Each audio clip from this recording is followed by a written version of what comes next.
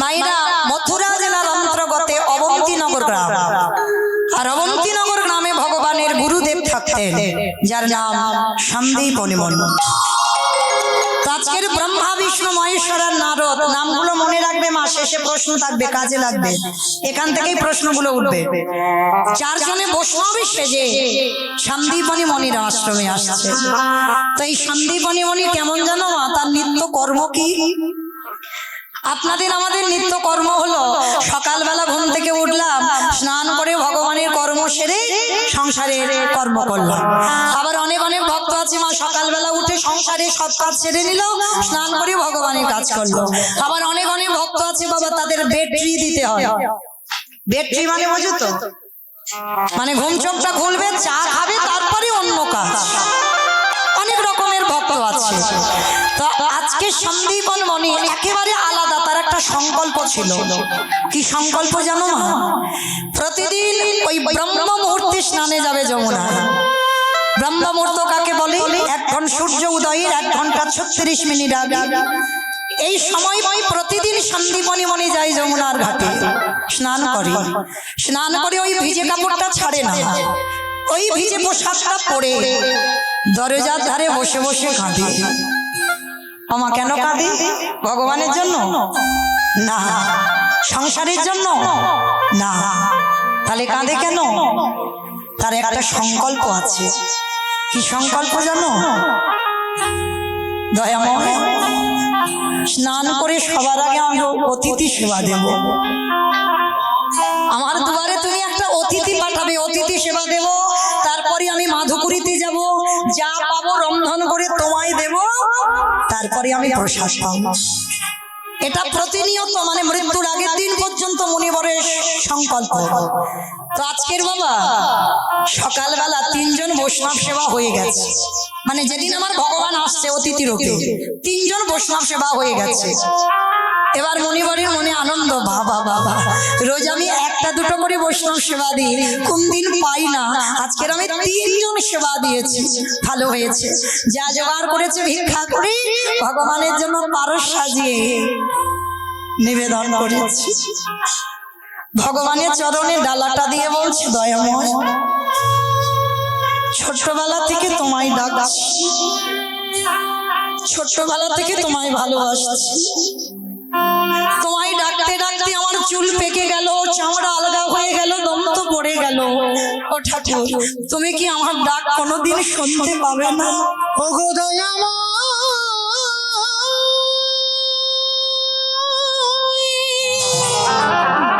বলো না, একেবারে দেখা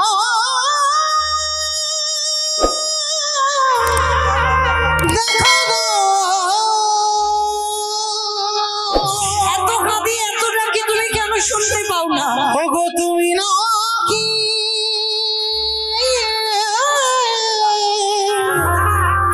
ভক্তি ভগবান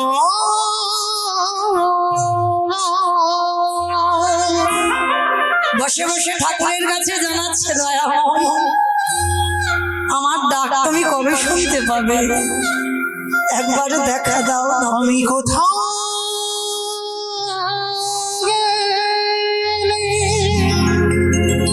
বলো, আমি কবে তোমায় পাবো? পাবো রে দেখা, ওগো দয়া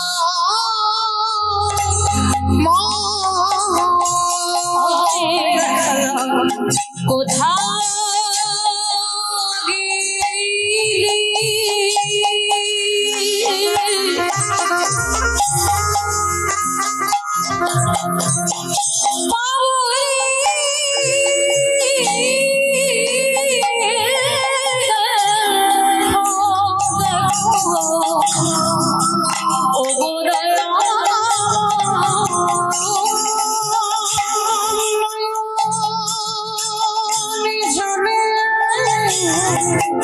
কোথায় তুমি একবারে দেখা দাও।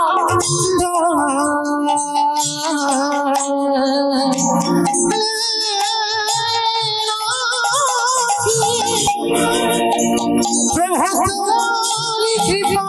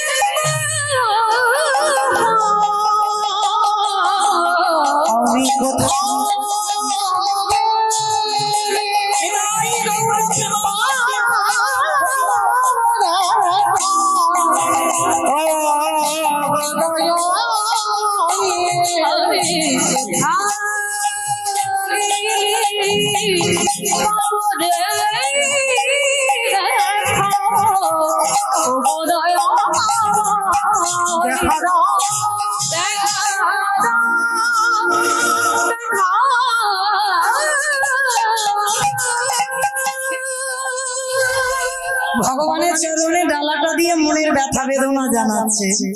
ওই সময় ভগবান অতিথি রূপে দরজায় এসে গেছে। মণিবা বাড়িতে আছো? আমি 3 দিন খেতে পাইনি গো, একটু বেরিয়ে এসো না গো। ভগবান সাক্ষাতে দেখা দেয় না মা, ভগবান সবসময় অতিথি রূপেই আসে। ডালাটা এখনো নিবেদন করেনি, ডালাটা রেখেছে। আর ওই যে আওয়াজ, মায়েরা মানুষের ডাক আর ভগবানের ডাকে তফাৎ হবে না। যেই না ভগবান ডেকেছে, হৃদয়টা জড়িয়ে গেল। কেমন হৃদয় জোড়ানো ডাক দিল আমায়। পারস্তা রেখে ভগবান সেবা বাদ দিয়ে ছুটে গেল দরজায়। আর দরজায় গিয়ে দেখছে 4 জন বৈষ্ণব দাঁড়িয়ে আছে। আমার বলো তো, আগে অতিথি সেবা না আগে ভগবান সেবা? জানিস মানিক দুপুর বেলা খেতে বসেছো, বাড়ির সবার খাওয়া হয়ে গেছে, মা তোমার খাবারটা রয়েছে অন্য ব্যঞ্জন।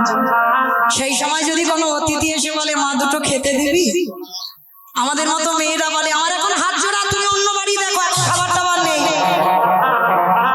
কিন্তু মনে রেখো মা, অতিথি কাকে বলে? যার কোনো তিথির জ্ঞান নেই। তোমার আত্মীয় পরিজন আসবে, সে তো ফোনে বলে দিয়েছে তার জন্য অন্ন ব্যঞ্জন হয়েছে, সেটা অতিথি নয়।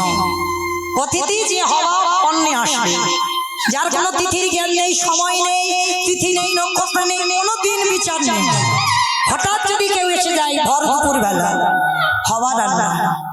মনে রেখো মা, বহু বহু জন্মের সাধ্য সাধনা আছে বলে তবে দুপুর বেলা তুমি ঘরে পেয়েছো বৈষ্ণব। যদি একটা দিন নিজের খেতে নাও হয়, অতিথি যেন দুয়ার থেকে চলে না যায়। কারণ একটা অতিথি, একটা ভিখারি, একটা বৈষ্ণব, একটা ব্রাহ্মণ যদি দুয়ার থেকে চলে যায়, শত শত জন্মের ভজন তোমার নষ্ট হয়ে যায়। ওই জন্য ভগবান বলছে আগে আমার ভক্ত, পরে আমি। আগে আমার ভক্তরে ভালোবাসো, তারপরে তো তুমি আমায় ভালোবাসতে পারবে। তো সন্দীপনী মনি ছুটে দরজায় এসেছে, এসে দেখে না মা 4 জন বৈষ্ণব দাঁড়িয়ে আছে। বাবা, আজ আমার দিনটা কত ভালো জানো। সকালবেলা আমি 3 জন বৈষ্ণব সেবা দিয়েছি, আবার দুপুরে বেলা 4 জন। হাই রে, যে নিজের পেটের ভাত জোগাড় করতে পারে না বাবা, সে আজকের ভক্ত সেবা দেওয়ার জন্য কাঁদে। কেন জানো? যারা আছে বাবা সে দেয় না,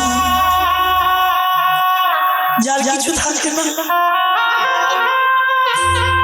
সে দেওয়ার জন্য কাঁদে। দয়াময়, তুমি তো আমায় কিছু দাও, আমি তোমায় দেব কি? আর মনে রাখতে হবে মা, ভগবান কোনোদিন গিয়ে বড় লোকদের ঘরে আগে দাঁড়ায় না, দাঁড়াই যে দিনহীন পথের ভিখারি কাঙাল। ভগবান তো গরিবদের হয়, কাঙালদের হয়। দেখো তার প্রমাণ মহাভারতে বিদুরের দিকে তাকিয়ে দেখে। মনে যদি করতো রাজ ঐশ্বর্যে থাকতে পারতো, থাকলো না কেন? কৃষ্ণ ভক্ত কোনোদিন রাজপ্রাসাদে সুখ পায় না। দেখেন সুদামার দিকে তাকিয়ে পরিবারের পরনে একটা কাপড় কিনে দেবে, সেটা পাচ্ছে না। ছেলেদের মুখে দুটো খাবার তুলে দেবে, সেটা পাচ্ছে না। এরাই কৃষ্ণ ভক্ত। মনে রাখতে হবে, যারা লক্ষ্মী, কালী, দুর্গা, সরস্বতী, মনসা, শীতলা ভক্ত তাদের পার আছে, কিন্তু যারা কৃষ্ণ ভক্ত হবে মা, যে করে আমার আশ তারে করি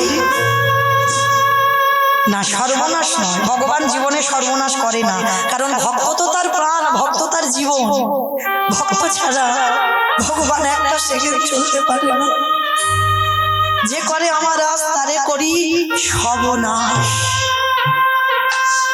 ভগবান ভক্তি সব নাশ করে দেয়। কৃষ্ণ ভক্ত যদি তুমি হয়েছো বাবা, আত্মীয় পরিজন বন্ধু বান্ধব তোমার আপন বলতে আর কেউ থাকবে না। শেষের দিনে তোমায় চিরজনমের মতো একা করে দেবে ভগবান। পথের ভিখারি করে দেবে, পথের কামাল করে দেবে। তারপরে যদি তুমি ভগবানের চরণ না ছাড়ো, তারপরে ভগবান তোমার দাসের অনুদাস। দেখেন বাবা, এটা আমার কথা বিশ্বাস করতে হবে না, একটু মিলিয়ে নেন গ্রন্থের দিকে তাকিয়ে। কান্দির জমিদার লালা বাবু ছিল না কি গো? লালা বাবু যখন 12 বছর বয়স, শুনে নেন, লালা বাবু 12 বছর থেকে দানি ছিল, ছোটবেলা থেকে দানি। মানে আমি কিছু যদি খেত, মনে হতো কেউ যদি আসতো তাকে দিয়ে খেতাম। লালা বাবু ছোটবেলা থেকে বড় দানি ছিল। তো লালা বাবুর বাবার কিছু অভাব ছিল না, সোনা দানা টাকা পয়সা ঘর বাড়ি জায়গা জমি সম্পত্তি, অতল সম্পত্তি ছিল। আছে অতল সম্পত্তি ছিল বাবা। তা সেই লালা বাবুর কাছে একজন এসেছিল, কন্যা দায়গ্রস্ত পিতা, এসে বলেছিল, বাবু আমার মেয়ের বিবাহ দেব, কৃপা করে আমাকে একটু 1000 টাকা দিতে পারবে? লালা বাবুর বাবা বলেছিল, আমি তো দান ছত্র খুলিনি যে তোমার মেয়ের জন্য আমি 1000 টাকা দেব, দিতে পারবো না। তাড়িয়ে দিয়েছিল দূর দূর করে। যখন অতিথি চলে যাচ্ছিল, লালার সঙ্গে দেখা হলো। লালা অতিথির হাত ধরে বাবার কাছে এনেছিল, এনে করজোর করে লালা বলেছিল, বাবা তোমার তো কিছু অভাব নেই বাবা, সোনা দানা টাকা পয়সা সম্পত্তি তোমার সব ভরপুর, বাবা 1000 টাকা দিলে কি কমে যাবে? দাও না। এই অতিথি কন্যা দায়গ্রস্ত, 1000 টাকা দাও। সম্মান বাঁচাতে সবার সামনে ছেলে বলেছে, সবার সামনে ছেলের সামনে টাকাটা দিল। কিন্তু দেবার পরে যখন অতিথি চলে গেল, লালা বাবুর বাবা লালাকে বলেছিল, লালা যেদিন রোজগার করতে পারবে সেদিন তুমি দান করো, বাবার সম্পত্তি নিয়ে তুমি দান করো না। আর আজকে যে ভুলটা করলে, এর পরবর্তী দিনে যেন তোমার কোনোদিন ভুল না হয়। যেদিন রোজগার করতে পারবে সেদিন তুমি দান করো। ওই একটা কথায় লালার চৈতন্য হয়েছিল, বাবা তোমার এত কিছু রয়েছে, 1000 টাকার জন্য তুমি আমাকে বললে আমি রোজগার করে দেব। বেশ, সেই লালা সংসার ছাড়লো। সংসার ছেড়ে বর্ধমানে গিয়ে বাবা 20 টাকার বেতনে কাজ করছিল। ওই 20 টাকার মধ্যে খাওয়া থাকা সব। কোনোদিন বাড়িতে আর আসতো না। প্রতিজ্ঞা ছিল, ও বাবার মুখ আমি দেখবো না যতদিন না বাবা দেহ রাখবে। সেটাই করেছিল লালা। বার্ধক্য দশায় লালার বাবা কেঁদে কেঁদে বলে গেল, আমি যে ভুল করেছি, আমার একমাত্র বংশের প্রদীপ, আমি তাকে তাড়িয়ে দিয়েছি। তবে আমি মরে গেলে আমার লালাকে আমার জমিদারিতে ফিরিয়ে এলো। বাবার মৃত্যুর পর জমিদারি থেকে ফিরে এলো। ফিরে এসে লালা যে যা চায় তাকে তাই দিয়ে দেয়। একদিন হঠাৎ কাছারি থেকে ফিরছে একটা ছোট্ট 5 বছরের বাচ্চা। ঠিক বিকাল বেলা সূর্য ডুবছে, তার বাবুকে বলছে, বাবুজি বেলা যা বাসনায় আগুন দেবে। বাবুজি গো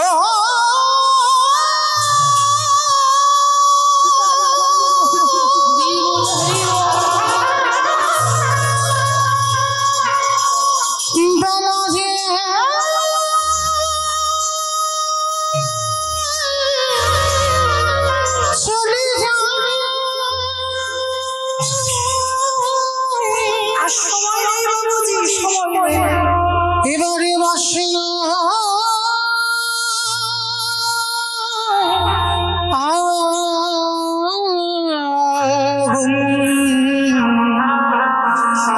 বাসনাই আগো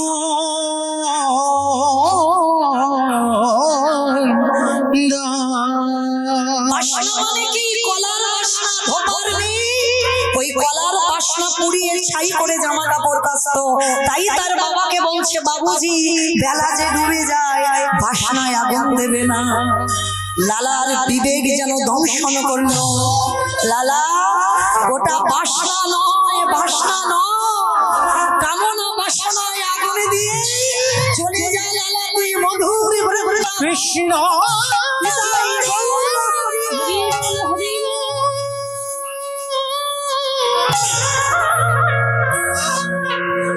একেবারে দেখো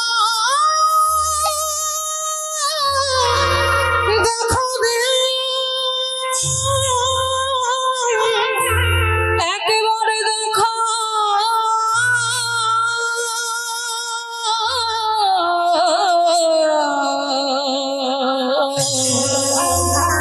দেখো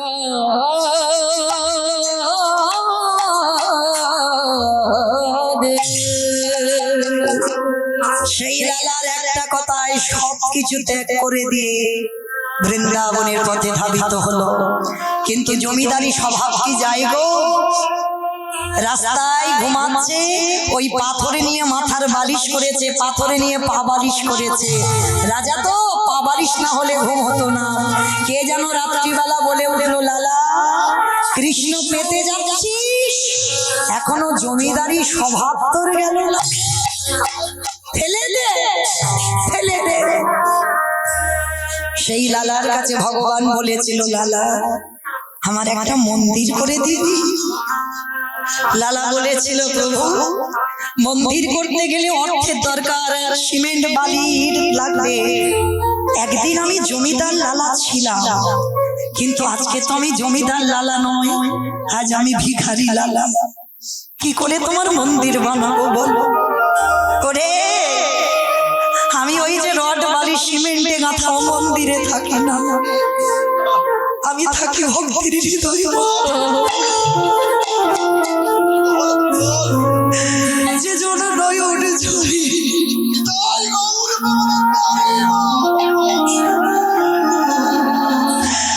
একেবারে কাদা যে জনে নয়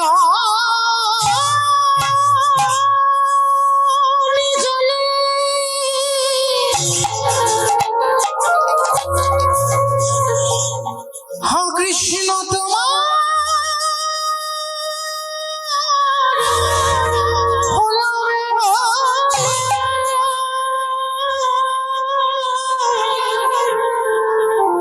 একেবারে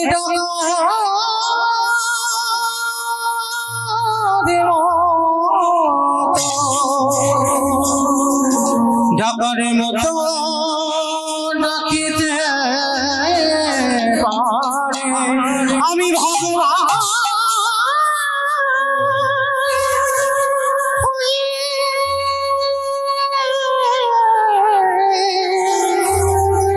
ভক্তির গানে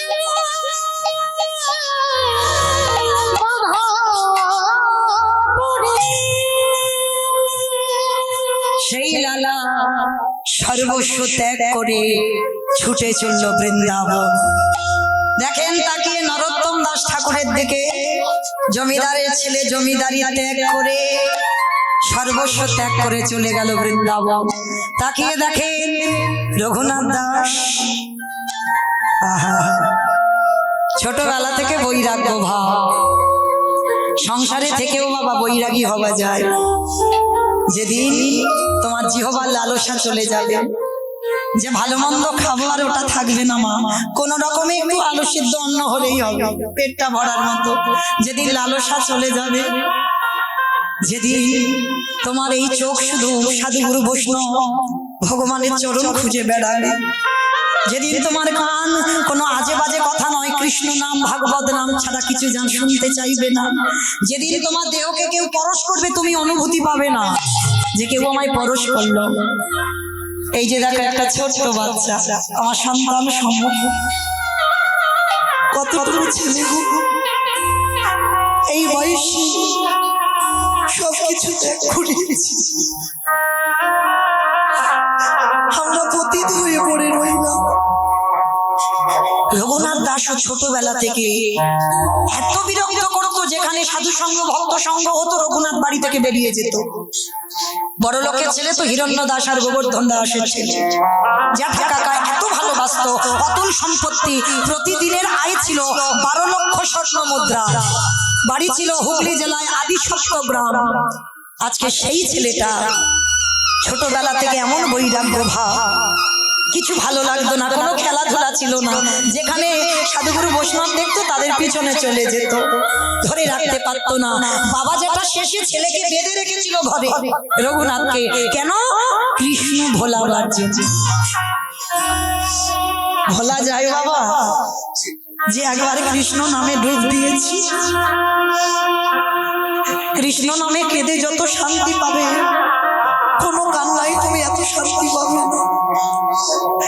কারণ বাবা যত নাচানাচি করো না কেন, কৃষ্ণ নামে কেঁদে যে সুখ, সে সুখটা তুমি কোথাও পাবে না।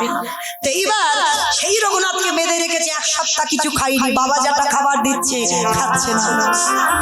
গুরুদেব বলদেব আচার্য ছুটে এসেছিল, রঘুনাথ রঘুনাথ, শুনলাম তুমি পাগলামি করছো, তুমি 1 সপ্তাহ কিছু খাচ্ছ না।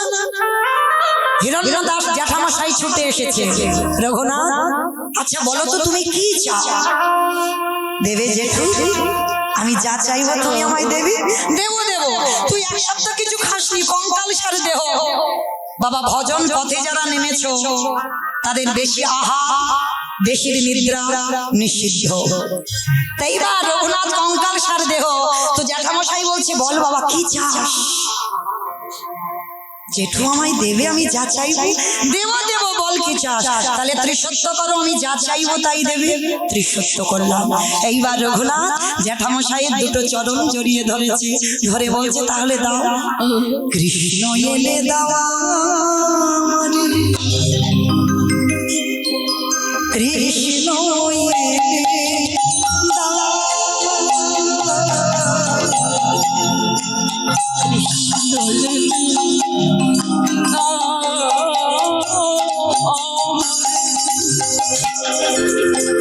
কৃষ্ণ এনে দাও,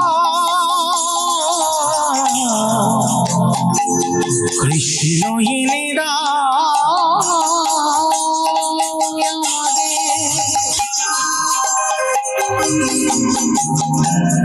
কৃষ্ণ এনে দাও,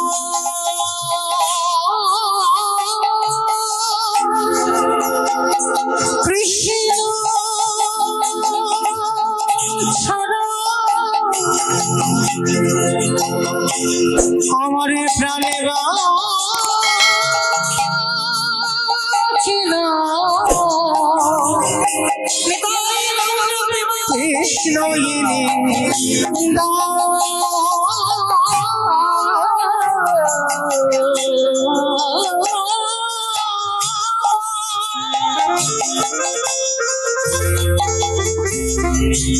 কৃষ্ণ ছাড়া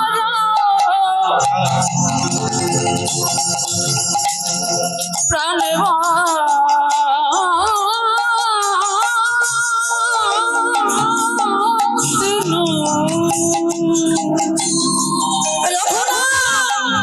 কৃষ্ণ এনে দাও,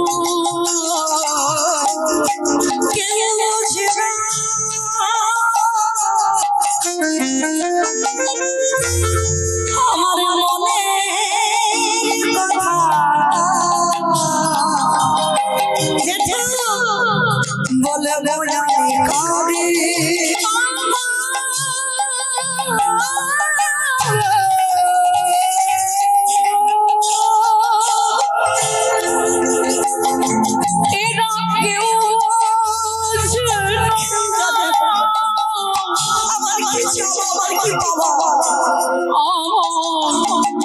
মনে বলো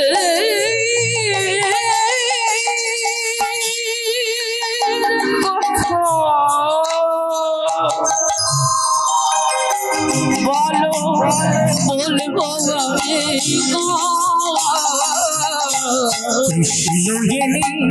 কৃষ্ণ এনে দাও আমায়, কৃষ্ণ এনে দাও,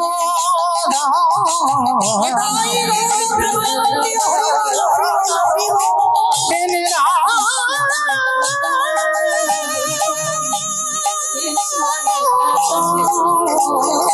আমায়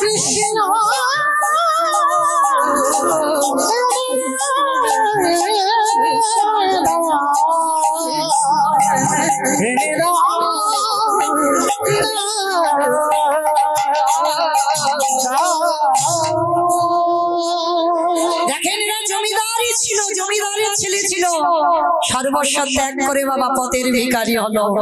তাহলে বোঝাতে চাইল কি, জগতে কৃষ্ণ ভক্ত যদি হয়েছো তাহলে তোমাকে পথের ভিখারি হয়ে যেতে হবে, তারপরেই তুমি কৃষ্ণ ভক্ত হবে। তোমার মাথায় যদি একটু ছাদ থাকে, ভগবান চক্রান্ত করে ওই ছাদটা কি করে কেড়ে নেওয়া যায়। কৃষ্ণ ভক্তদের এমন স্বভাব, এমন চরিত্র হয়, কিছু তাদের থাকে না। আজকে ভগবান যেখানে এসেছে মা, আবার চলেন যেখানে ছিলাম, মনে পড়ছে কোথায় ছিলাম বলো তো দেখি, লীলায় কোথায় ছিলাম, কে শুনছো? বাহ, সেই যে চারজন বৈষ্ণব সেজে এসেছিল সন্দীপনী মনির দরজায়, আর মনিবর এসে দেখছে চারজন দাঁড়িয়ে আছে, ভগবান বলে চিনতে পারলো না। বললো বেশ আসুন, চরণ ধৌত করে চারজনকে বসবার জায়গা দিয়েছে। ছুটে গেল ঘরে, আর ঘরে গিয়ে মা চালের হাঁড়িটা খুলে দেখছে একটাও চাল ডাল নেই।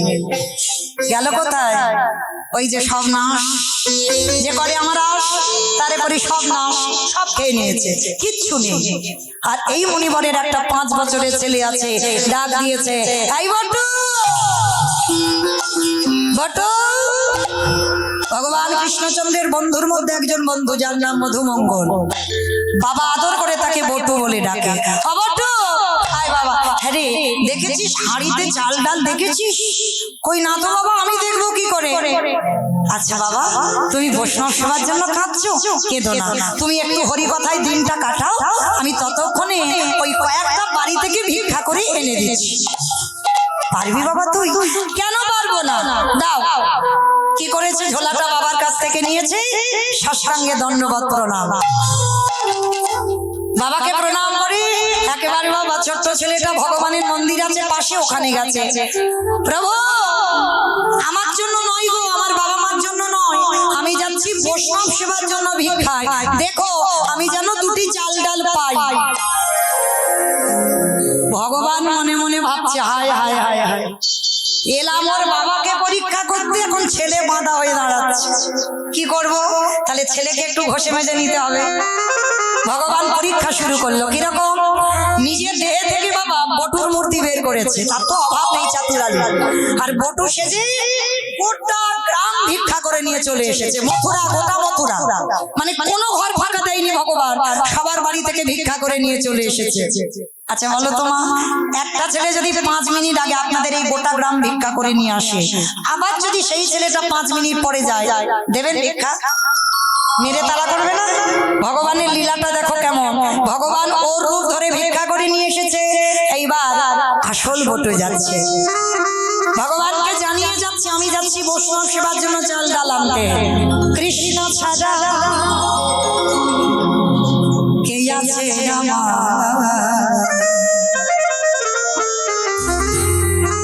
বিশ্ব চরাচর মাঝে, বিশ্ব চরাচর মাঝে কৃষ্ণ ছাড়া বিশ্ব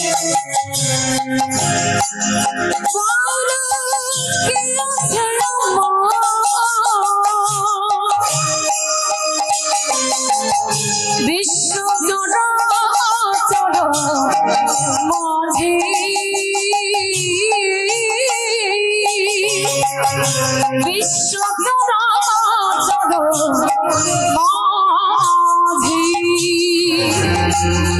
ছিল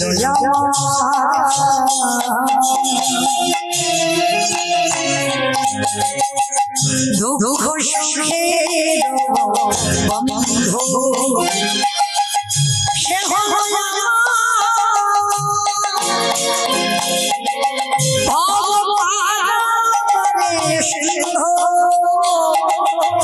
ছিল আমার দুঃখ সুখের বন্ধু,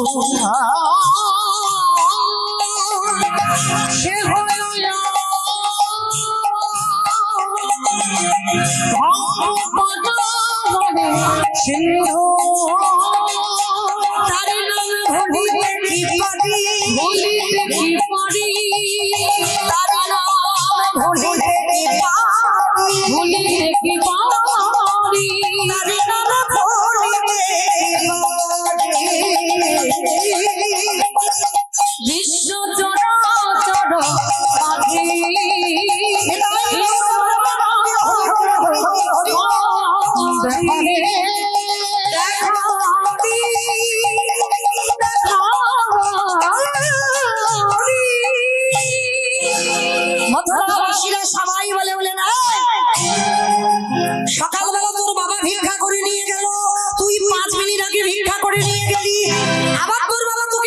দিয়েছে, দেখাচ্ছি মজা তোকে দাঁড়া।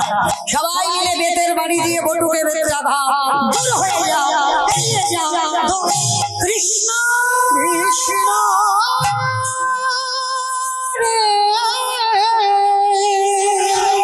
এত মজা মেরেছে অঙ্গ দিয়ে রক্ত ঝরে ঝরে পড়ছে। কৃষ্ণ একবার যদি জানতাম তোরে ভালোবাসলে তার এত কষ্ট পেতে হয়, কোনোদিন ভালোবাসতাম না। তবে শোন কৃষ্ণ, এই জীবনে যদি আমি বৈষ্ণব সেবা দিতে না পারি, এই জীবন আমি রাখবো না। এই জীবনে আমি যমুনার জলে ত্যাগ করে দেব। ভগবান ওদেরই বাড়িতে ধ্যানা জলে সব দেখতে পাচ্ছে ত্রিনয়নে। আহারে, ছেলেটা যদি জলে ডুবে যায় আমাকে তো ভগবান বলবে না। না না না, ছেলেটাকে বাঁচাতে হবে। কিন্তু কি করে বাঁচাবো, কি করে বাঁচাই, কি হ্যাঁ হ্যাঁ হয়েছে। ভগবান একটা পাখি রূপ ধরেছে, কানের কাছে উড়ে উড়ে যাচ্ছে আর বলে যাচ্ছে, এই মথুরায় কেউ দিল না তো কি হয়েছে, চলে যা বৃন্দাবন। আর বৃন্দাবন গেলে চাল ডাল পেয়ে যান। ছোট্ট ছেলের মনে বড় আনন্দ। যমুনা নদী পার হয়ে বৃন্দাবনে গেল, আর বৃন্দাবনে গিয়ে চাল ডাল সবজি মা পূর্ণমাসী চুক্তি করে দিয়েছে। যা বাবা, তুই বৈষ্ণব সেবার জন্য এসেছিস তো যা, আমি যা দিয়েছি চারজন সেবা দিয়ে অনেক বেশি হবে, যা চলে যা। ছোট্ট ছেলেটার বটুর মনে আনন্দ, কৃষ্ণ আমি অতিথি সেবার জন্য চাল ডাল পেয়েছি। নাচতে নাচতে নাচতে নাচতে আবার তো যমুনা পার হতে হবে। ভগবান মনে মনে করছে অত সোজা নয়। প্রথম পরীক্ষাটা গ্রামের লোকেদের কাছে মার খাইয়েছে, এইবার দ্বিতীয়বারে তৈরি হ। ভগবান কুর্ম হয়ে জলের তলায় বসে আছে। বাবা কুর্ম মানে মা কি? কুমড়ো কুমড়ো কুমড়ো, কুমির নয়, অনেকে কুমির বলছে, কচ্ছপ। ভগবানের তো 10টা অবতার, সত্য যুগে 5টা, মৎস্য কুর্ম বারাহ নৃসিংহ বামন। ত্রেতা যুগে 2টোই রাম। ভৃগু বংশে জমদগ্নি রৌরসী, মারিনুকার গর্ভে জন্ম নিল ভিগুরাম বা পরশুরাম। আর একটা ক্ষত্রিয় কুলে রাজা দশরথের ঔরসে মা কৌশল্যার ঘরে জন্ম নিল দাশরথী রাম বা সীতাপতি রাম। একটা বলরাম অবতার, আর একটা কলিতে একটা হয়ে গেছে বুদ্ধ অবতার। মানে 9টা কমপ্লিট হয়েছে, একটা বাকি আছে কলকি অবতার। তাহলে সেই 10টা অবতারের মধ্যে বাবা একটা অবতার ছিল কচ্ছপ, আর কচ্ছপ হয়ে চুপটি করে জলের তলায় বসে আছে। আর ছেলেটা তো জানে না, নাচতে নাচতে নাচতে নাচতে আমারে ভগবান আজ ভক্তের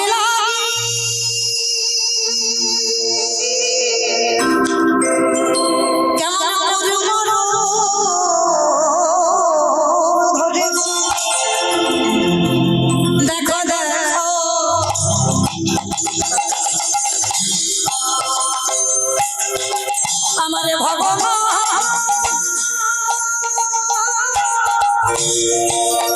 আজ ভক্ত বন ভালো সে যে ভক্ত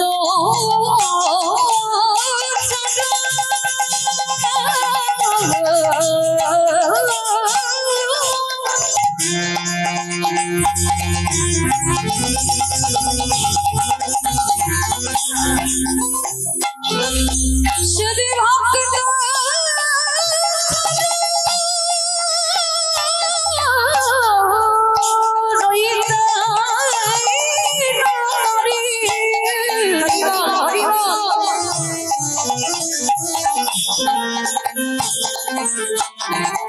সে যে ভক্ত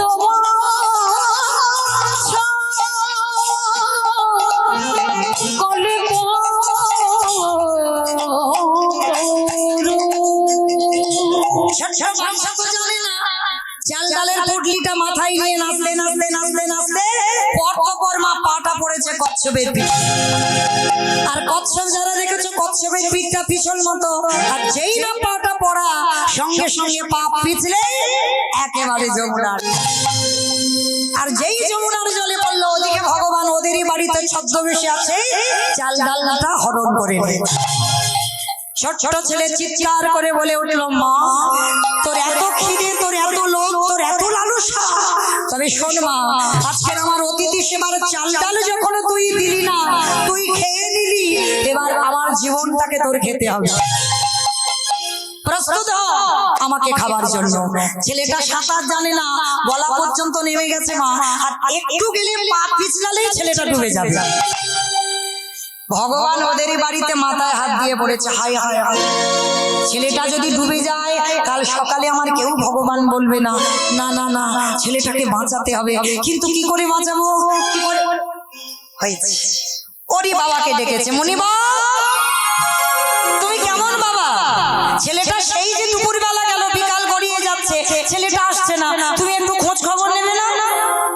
বাবা মনে মনে ভাবছে, তাই তো, এত তো দেরি হওয়ার কথা নয়, ছেলেটা কেন কোথায় গেল বলো তো দেখি, দাঁড়াও একটু খুঁজতে যাই। বাবা ছুটে গেল যমুনার ঘাটে, আর গিয়ে দেখছে ছেলেটা গলা পর্যন্ত নেমে গেছে জলে।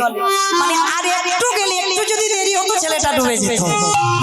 সব তো ভগবানের আমার চক্রান্ত। এইবার যেই না বাবা তীরে গেছে, ডাক দিয়েছে, এই